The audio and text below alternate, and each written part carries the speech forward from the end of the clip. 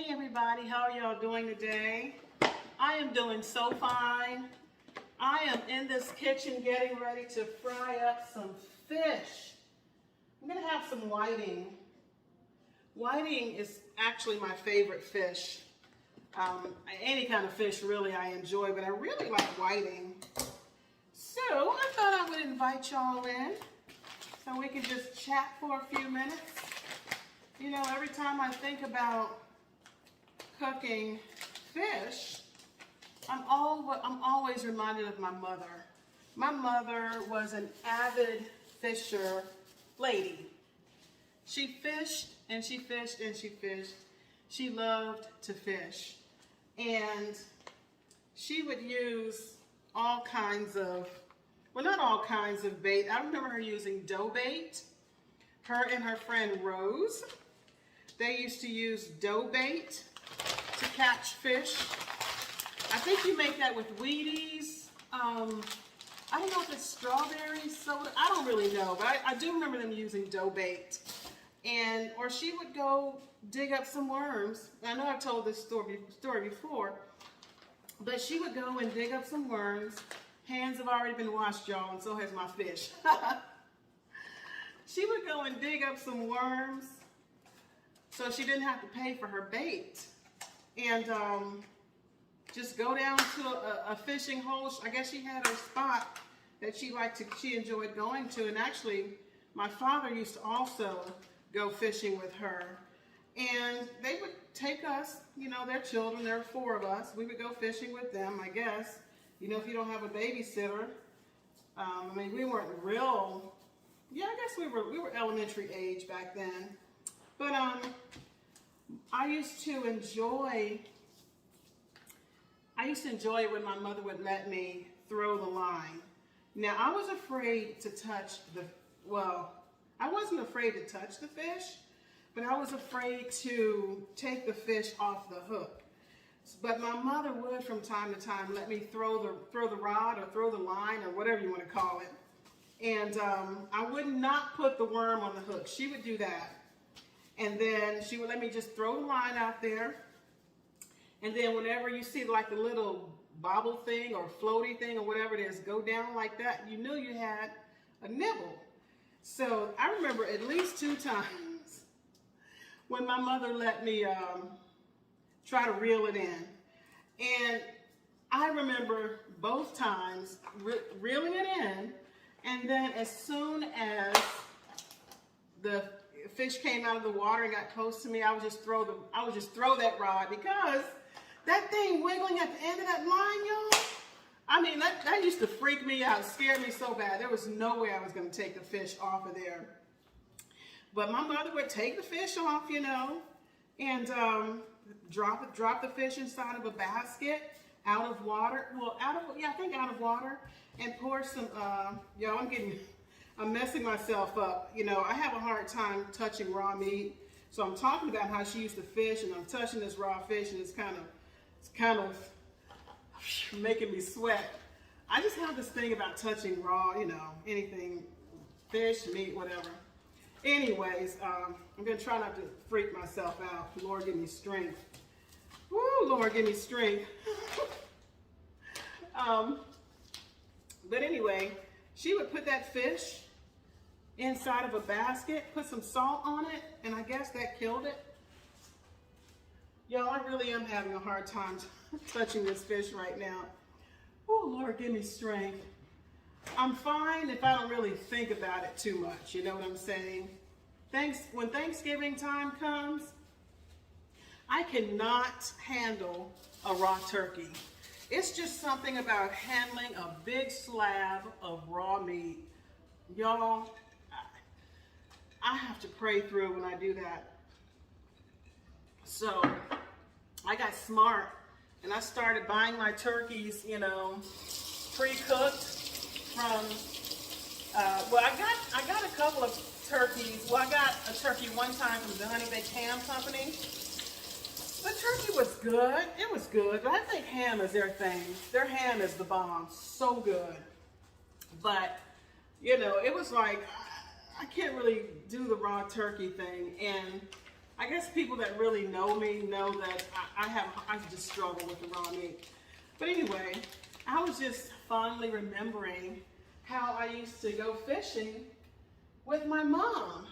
And one of the things that I learned as I became an adult, when I became an adult, was that she fished a lot. Yes, because she enjoyed it, but also because she was broke. You know what I'm saying? And that's how we ate. I mean, she fished for survival. You know what I'm saying? It was in the 70s. I mean, did anybody really make any money in the 70s? You know what I'm saying? Like, even if you had a good job, you probably didn't make any more than $4 or $5 an hour, you know. So she had 4 children, you know, to feed, and, you know, she was young. She went fishing. Took us with her. And those are some of my fondest memories, just thinking about how I used to go fishing with my mother. And if I weren't so afraid of water, because I can't swim, but that's going to change. I'm going to take swimming lessons. If I weren't so afraid of water, and if I weren't so afraid of touching a fish and handling it, I can't handle having a fish flop in my hands. And I can't like grab it by the, whatever it is, that little opening part that you hold the fish by when you take the hook out. That is so gross. But you know what, as a child, I'm gonna say I was probably around maybe 8 or 9. I can actually remember handling those catfish. Seems like we always had catfish, like catfish and perch and stuff like that. As a child, I remember scaling the fish. I mean, I would take that knife, scale that fish.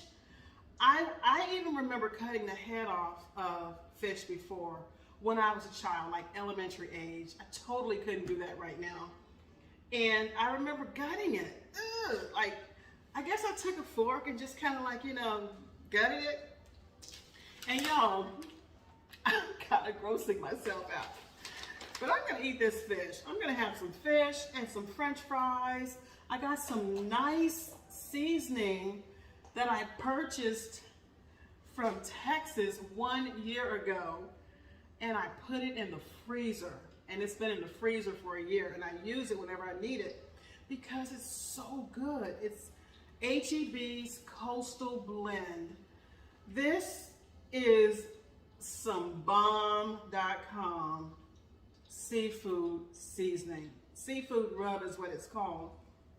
So good. I was like, I'm not throwing this away. I just keep it well, you know, covered. You know, the container that it's in is pretty secure. It never got damp or anything. And hey, I just pull it out whenever I need it. And you know, got me some nice Old Bay hot sauce. Y'all like this hot sauce?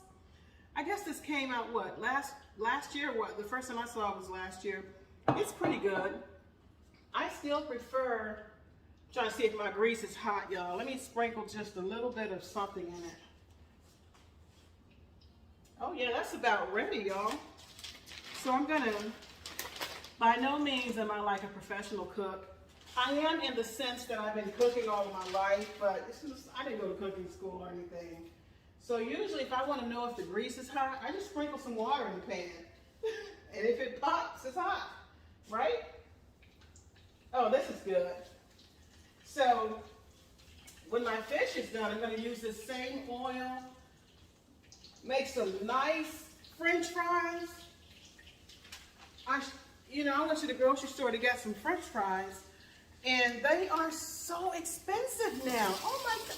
You know, I got a bag of Ore-Ida French fries, and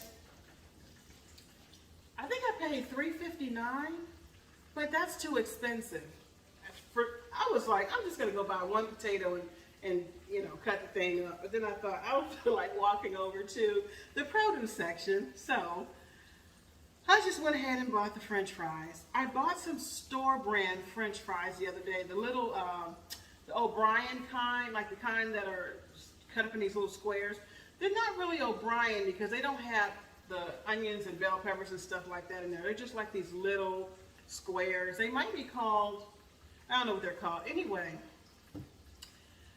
yes, they're store brand, but they're still potatoes. Those things, it's like they disintegrate in the grease. I mean, it's like they just soak up all the grease.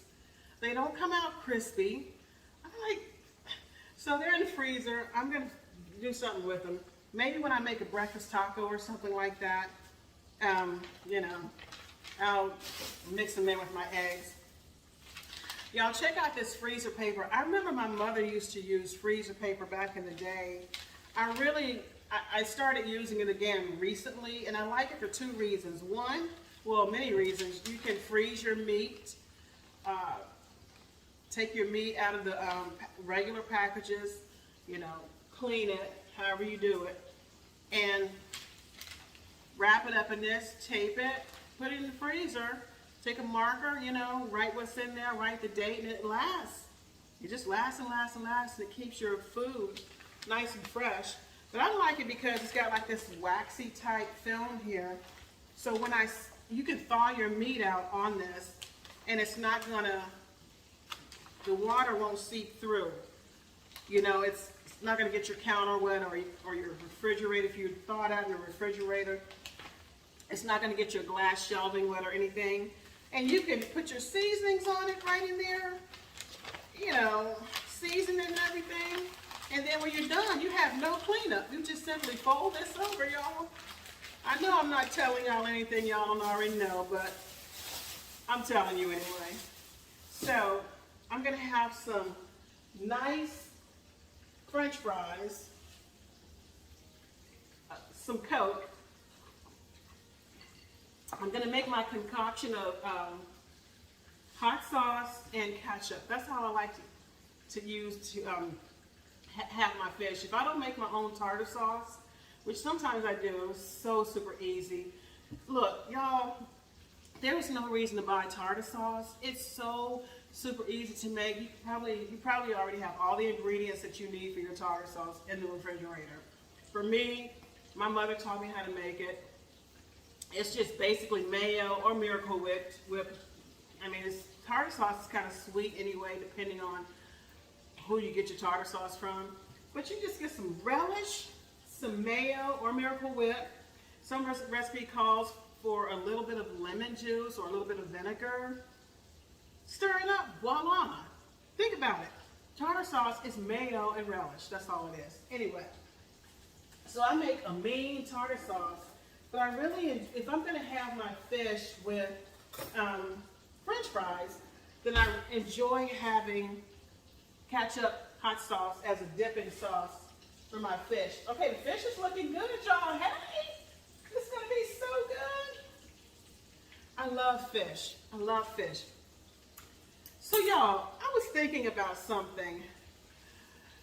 So, you know, there's a lot going on in our world today, just kind of on a serious note. Oh, let me check make sure I don't have flour. You know, sometimes when I make these videos and I go back and I look and I'm like, oh, I got flour on my clothes and I didn't even notice it. But, you know, in this world that we live in today, we're living in some stressful times. I am the type of person that believes that you can always have hope. When someone tells me things are only going to get worse in this world, you can't just leave me hanging right there. You have to let me know that there's also hope in this world. I mean, I hope in God. My hope is in God. And if I can't hope in God, then I'm hopeless. So if you're going to say something negative like things are never, ever, ever going to get better in this world, things are just going to be worse and worse and worse, you're going to have to counter that and say something positive. Because I don't need for people to say things like that to me when I'm hearing it everywhere else. You know what I'm saying? I just believe in keeping hope alive. You know, we have to have hope. I believe that joy comes in the morning. I really do. And so I was thinking this week about, you know, some of the current events in this world. And things are pretty awful. And, you know, it's all you can do to keep from crying. So, you know, working from home right now, I have a lot of time to just think.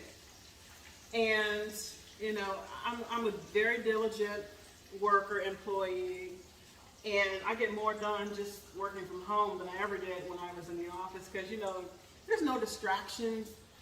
You're just in there working. But one thing I found out, one thing I discovered, you can be the source of your own anxiety. I mean, and what I mean is, if you're just someone who thinks and thinks and thinks, ooh, the pepper from this fish. If you're a thinker, you can think yourself into a state of some serious anxiety. And y'all, if my dogs start barking, it's going to be because they see people walking outside. Hopefully they won't start barking. But I decided to go on a type of a fast this week for several days. I just basically fasted from overthinking.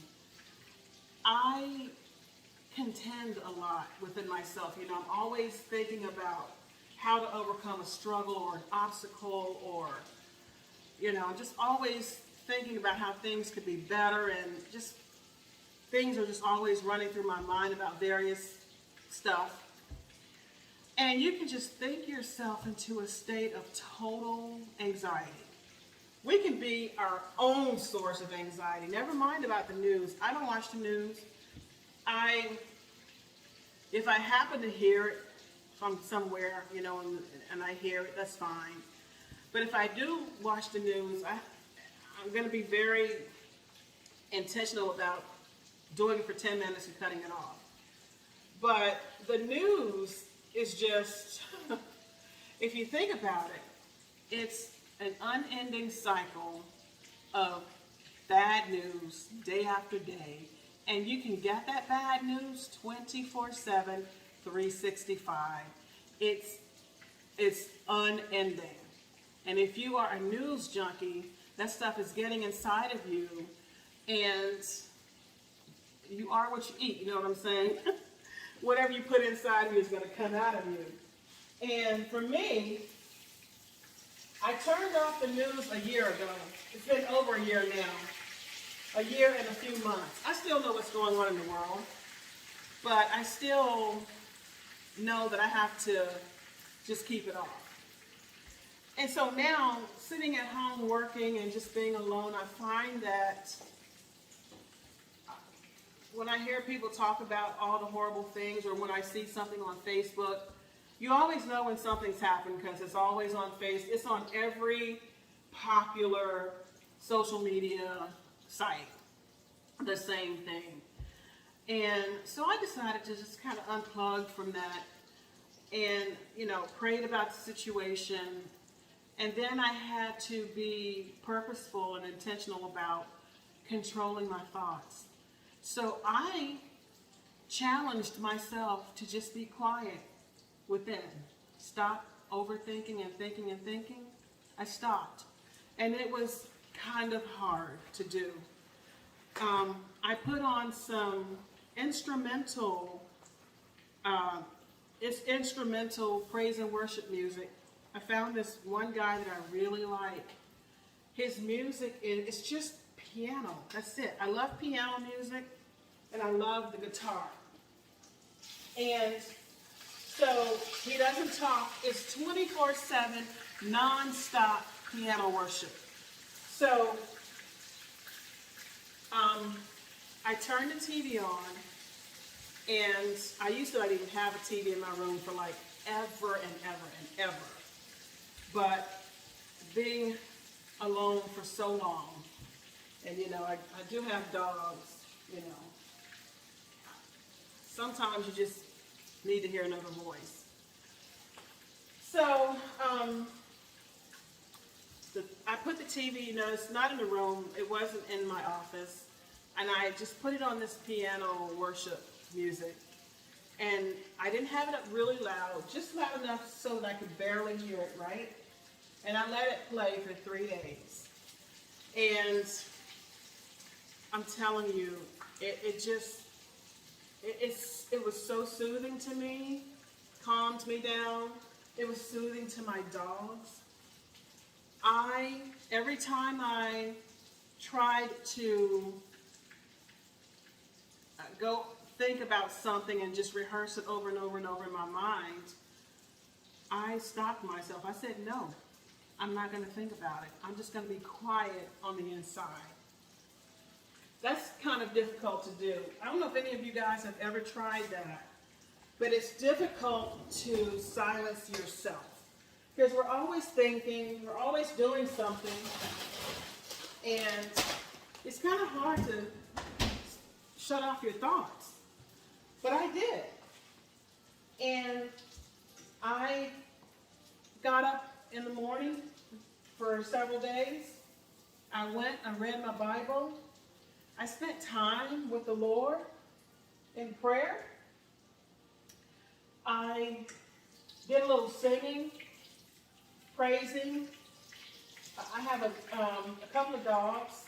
So my little dog, Charlie, I picked him up a couple of times and I walked around the house with him, just holding him and singing. And, oh my gosh, he just was loving it.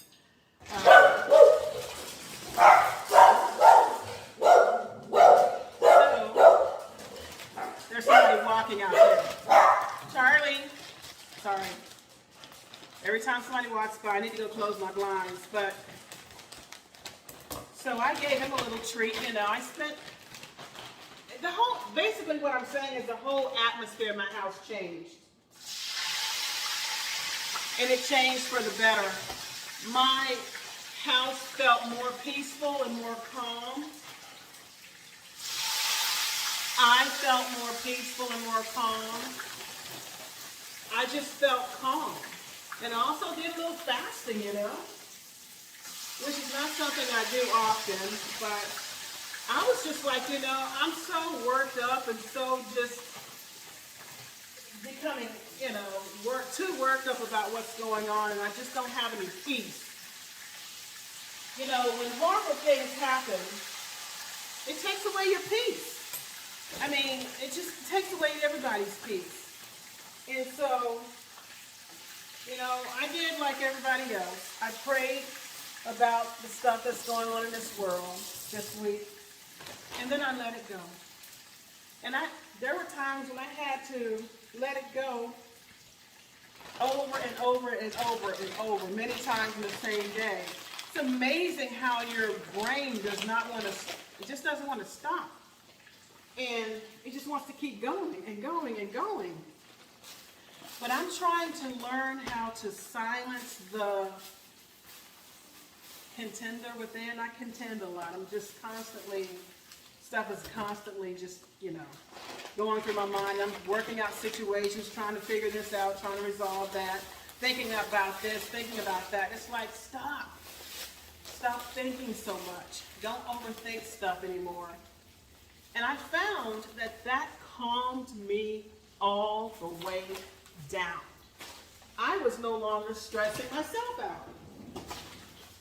I was no longer making myself anxious. We do it to ourselves. We have the ability to control what we take in and listen to. And it's just the power of choice, We also have it within our power to say enough. Enough of the worry. I'm worrying too much. I'm anxious because I'm worrying myself about this or about that. This is happening in the world. This is happening in the world. And I have no peace. It was just crazy. Now, I'm not the type of person who lives in fear. I'm not. But I still can work myself up and make myself nervous and jittery by replaying bad stuff over and over and over in my mind. Like the war, for example, over in Ukraine. That was so heart-wrenching. It's so heartbreaking to me that I just had to stop. I just had to say enough. I can't take in anymore.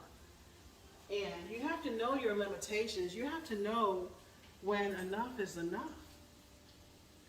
And so sometimes, I didn't know I was going to do this type of fasting this week. Fasting, if you will. That's what I'm calling it, because I didn't watch, TV or anything. I didn't listen to game shows.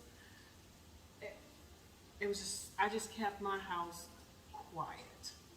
And when you work from home and it's already quiet and you really don't have anybody to talk to anyway, it's kind of not easy to do. It's like we constantly need to be stimulated, you know what I mean? But day one was kind of hard because not only was it quiet in my house, but I wasn't doing all this thinking. I wasn't thinking about how quiet it was, and I wasn't thinking about, oh, I wish this, or I wish somebody would call me. No. And in fact, after a few days, when I did try to listen to a little bit of music, like in my car, for example, when I went to the store recently, I had to turn it off. It was just too loud. So the silence, for me, just being quiet. Sometimes you just need to be quiet. Sometimes you just need to shut your mouth. Sometimes you just need to stop replaying situations over in your mind again and just stop it. Give your brain a rest. Stop worrying about stuff. You don't have to figure it all out today. Just leave it there, okay? So I did that for several days. Some more people are walking down the street. My dogs might break out into a bark again, y'all. Just keeping it real. I feel better after 4 days of just being quiet. And every time I started to think about the same thing over and over and over again, I would say, be quiet. I wouldn't say it audibly or anything, but I would say to myself, be quiet, hush, just be quiet. And I was able to just focus on my work, and ended up having a better week. My house feels good, feels calm, serene, quiet, except when my crazy dogs bark. And I feel better. So for me, it showed me that from time to time I can be a chronic worrier. And I'm someone who likes to figure out how to resolve a situation. I don't like to be defeated. I want to be able to fix it and work it out. And for me, that means thinking about it over and over and over and over again. How can I fix it? You just can't do that every day of your life forever. For me, it was like, stop. Last year, this time, at the beginning of last year, I went through a terrible crisis of anxiety and panic. And I never want to go down that road again because it's terrifying, actually. And that's when, COVID was beating everybody up and et cetera, and, things changed in the world and it was just too much, And so now, I'm doing what I need to do to take care of me, to make sure I'm okay. And that means making sure that my home is a place of refuge and rest for me. It's a quiet and calm place where I can relax, where I can sleep in peace, where my dogs are not, skittish, where I can just be calm and get away from the craziness of the world. When things go on in the world that are beyond your control, understand when they're beyond your control. If you pray about it. If you write it in your journal and then leave it there. Because you still have to live and you still have to be healthy. So I just wanted to share my experience with you guys. I've been on different fasts before, like I've done media fasts. First time I ever did a media fast was in DC. I was, working for a firm in DC, and I don't know if it was the very day that I started or the week that I started. That's when DC had that earthquake. So it was somewhere around, between, '08, '09, 10, 11, something like that. We had an earthquake. So I didn't have my cell phone with me. So no one could check on me. I couldn't call anybody. I was on a media fast. And I needed that cell phone. But I still benefited from it. I still felt really good. I always feel good after a media fast. I know some people do media fasts at the beginning of the year. But I just think if you're feeling overwhelmed by life and by the cares of this world and by things that are going on in this world, then that's your signal that you need to calm things down, turn some things off, stop some activities, take care of yourself so that you can be okay. And so anyway, that's what I did this week. And, at the end of it all, it's like I want more of it. I want more of just being calm and not overthinking and constantly thinking about a crisis. Some people don't know what to do with themselves if they're not thinking about a crisis, because we're just so used to all the crises that are happening in the world. It's okay just to be normal, to be quiet, and to let things go so that you can be okay. It's okay.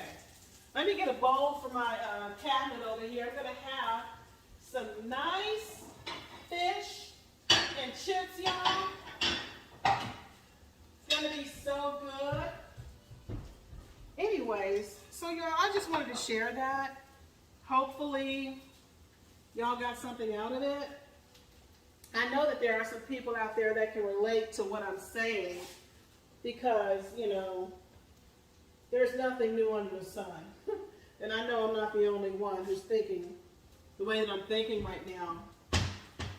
We just have to, stop the madness, if you will. So I do have a little thing that I can use to get my French fries out of here. I'm just going to use my fork. I have my plate lined with paper towel. I heard a chef say on TV not too long ago that he never drains his food on paper towels. He just puts it on a wire basket and let it drain that way because paper towels makes his food soggy. Well, that might be true for some people, but for me, paper towels soaks up the grease. So, yeah. I thought that was the craziest thing.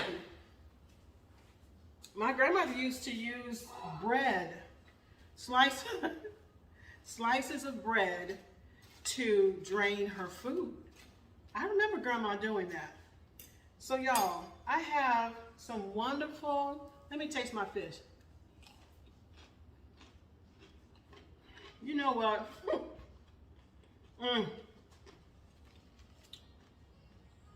That's some good fish. You ready to put some hot sauce on it? Some hot sauce. Because I don't have any mumbo sauce. So, I'm going to make my own. Going to put some of this Old Bay hot sauce on it. Some ketchup.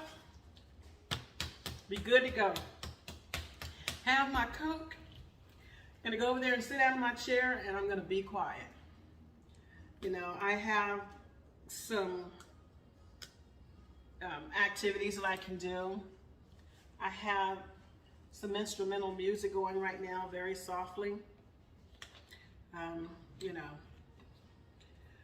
And anyways, I just wanted to share that with y'all. Y'all, if you haven't had fish and chips lately, go and make you some, okay?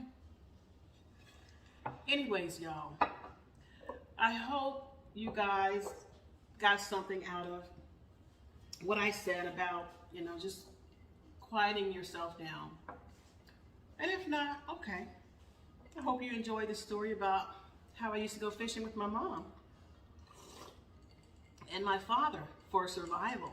That's how we ate. That's how we grew back in the 70s.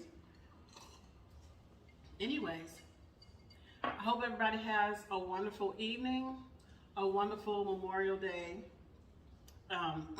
weekend. If you know a veteran, hey, buy them a meal. Pay for their haircut.